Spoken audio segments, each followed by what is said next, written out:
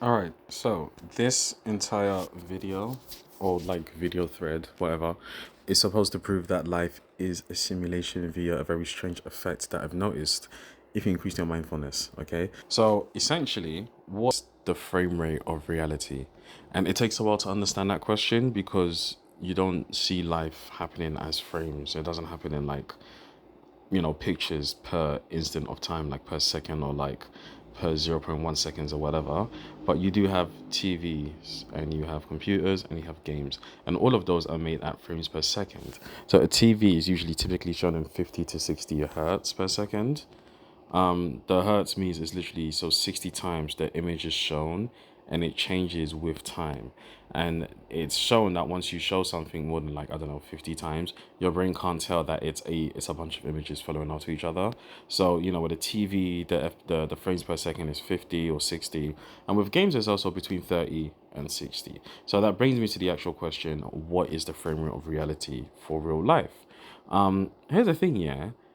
I don't know what the frame of reality is. I just know how to prove that there is a frame rate and that there's a way to be more and more mindful of the amount of frames that happen in reality. So in meditation, they tell you to do things like sit down, meditate, the things that would increase awareness, like focus on your breath and focusing on something simple. You put all your focus on that thing and it gets more and more magnified in terms of what your perception lets you know about it.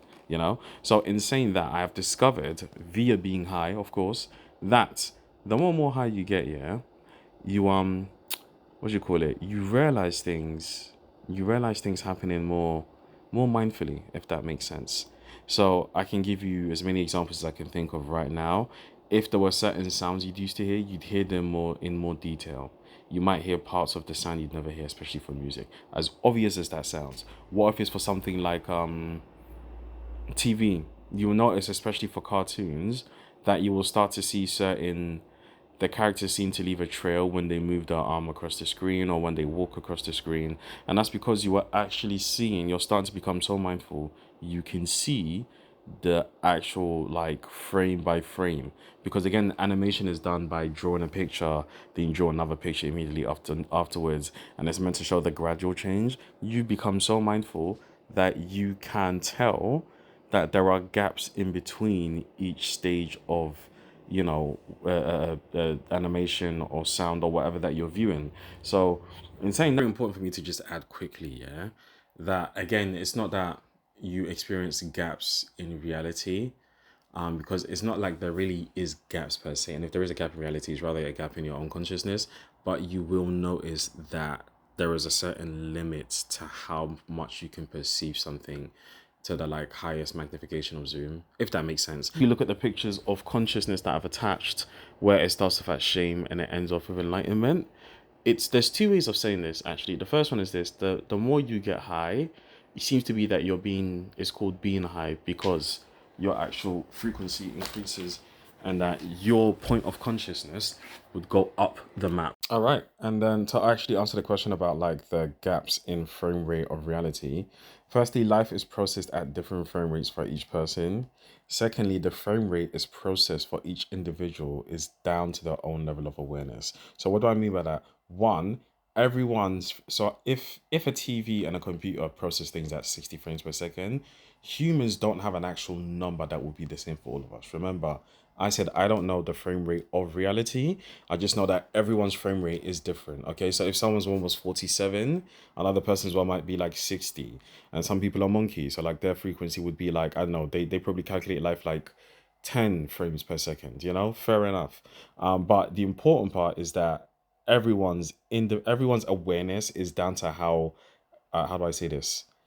Everyone's individual frame rate is down to how aware they are. Okay, and then again, this is where the actual grid comes in because it's essentially another way of saying how this is how life is processed for you based on your conscious frequency and whatever state your consciousness you're in. That's important. All right, next up is that again, if you look at the graph, depending on your state of consciousness, your awareness increases. The thing is, I'll use this graph whenever I do any kind of videos or just any kind of reference to anything. But as time goes on, you don't need to really look at the graph anymore because as you listen to me and you understand what I'm saying, you will know that like you'll just know that whatever state your consciousness you're in is better than the last one and that you've gotten better or more aware.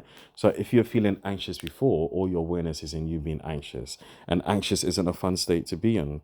Whereas if you're feeling more peaceful, it's a better state to be aware of. As you become more mindful and you become more mindful of time flowing through you or past you, you'll realize that it's as if time goes slower, almost as if because you're watching it, but you're not watching time, you're just watching the present moment as much as possible. So, in saying that, I will show you a bunch of graphs, but before we even go to those graphs, just if you get the gist of what I'm saying, if you put your awareness in the past, you're looking at your memories and things that have happened in the past, as obvious as it sounds. If you put your awareness in the future, you're in anticipation. And usually that anticipation usually creates some kind of anxiety because of the uncertainty or the probability of how the future will unfold and what it holds. So essentially, what happens if you put your awareness now? Well, when you put your awareness now, whatever state you're in, your consciousness becomes more and more intense in that state. So let's say you were agitated. If you put your awareness in being agitated, you become more and more agitated.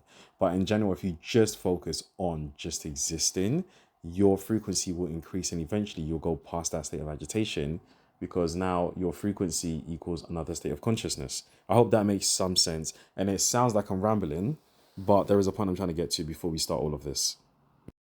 So moving on, if you understand this graph, essentially you grasp the concepts of the entire video.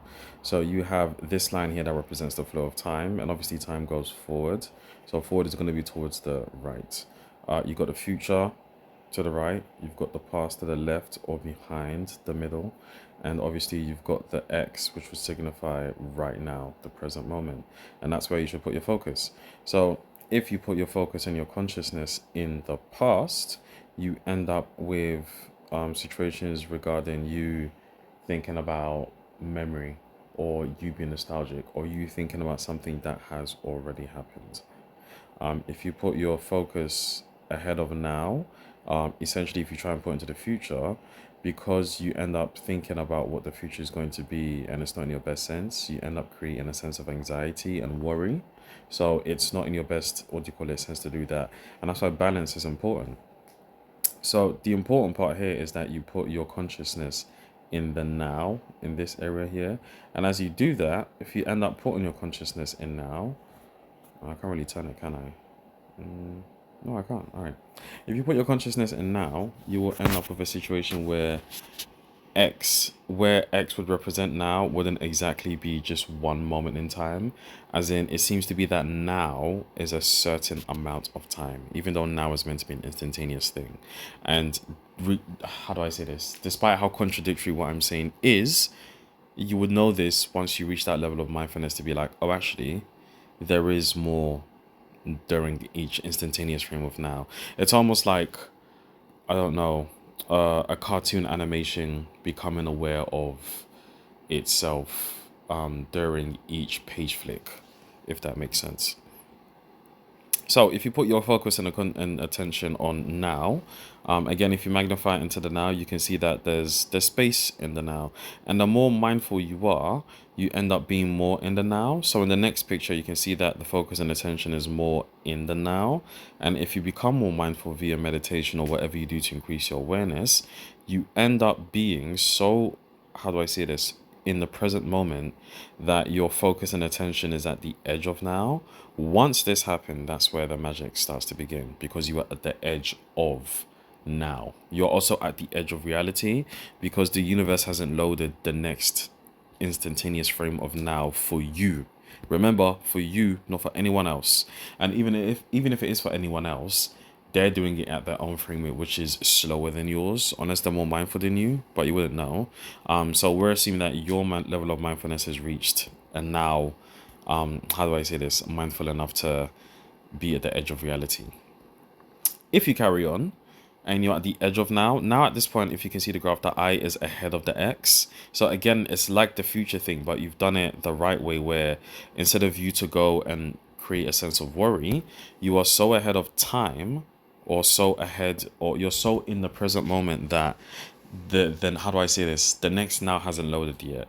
It's like a car that's on a road and the road is being paved while the car is driving, and the car starts off at the far back of the road, and there's enough time to make it until it gets to the front of the road, and the construction team haven't made enough tar for the next road. So at this point, what do? You don't wait for the universe to catch up.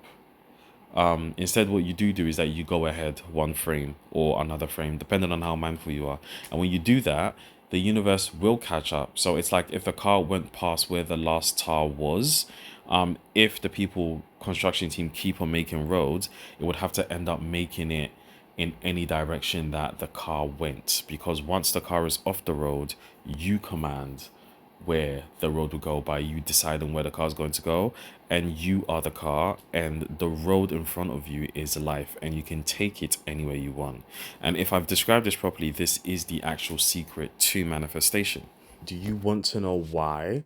Because if you are at the forefront of right now, you don't know what was going to happen in the future because it hasn't come yet. But you are at the edge of reality. You are at the edge of now. So the future comes to you slightly quicker than everyone else, mainly because you're focused, like you're anticipating the future, if that makes sense. And again, your intention isn't that you're anticipating the future, you were just so in the now. This is how things start to manifest, and you'll be able to tell at first because of there'll be so many synchronicities you cannot deny it. Especially lots of repeating numbers, repeating objects, certain animals that mean certain things. The reason why what I'm saying, and here's the thing. So how does that even go back to manifestation? Because you're at the edge of reality can't load properly until you dictate it. So whatever you imagine will soon become the next part of reality, if that makes sense. It's like a car that is so it's like a car on a road, and the car has driven as far as the road is being made, and now you're so close to the edge of the road while it's being made that you actually get to dictate where the road is going to go. And as you get to do that, that road will take you anywhere in life, because, and that's the thing, what direction does the road go? The direction of the road is dictated by your, how do I say this? Your consciousness, your frequency, what you imagine, and your state of heart and emotion that gets you there. That is literally the answer for how manifestation happens indirectly, while proving to you how to be in the present moment. Another thing that I will notice as well is that the reason why this proves this is a simulation is that the simple fact that you've reached the edge of the loading, if that makes sense. So it's almost like in video games where as you travel along the game, you see things being generated, but if you went too fast, then the object wouldn't be generated in time for you, and then you're just in the blank space. The thing is, no one here has that level of awareness, in today's reality. Otherwise, it would be massive glitches and like supernatural errors and phenomenon, because the computer doesn't know how to load, if that makes sense. But yeah, essentially life is simulated for everyone, rather than life being a simulation and then we're all in it. No, it's like everyone has an Apple Vision Pro on their forehead, and yeah, and whatever you see is being broadcasted to you, and that based on your level of awareness, the time frame of what you're seeing, and the level of how do I say this, and the detail of the reality being broadcasted to you. Yeah, yeah, I'll just leave it there. If you got, I don't even have. Yeah, well, there you go. You wanted something. Actually, I will say this though. Shout out to everyone, because it's hard to go back to the frames or whatever. Shout out to everyone that I've included in a screenshot, like whether you're if you've replied or whatever, and anyone that motivated me to make this. Because it took a week. It took like an hour to do the actual thread words, but the content creation, this stuff is new. But thanks for supporting anyways, and there will be way more to come. Yeah. All right.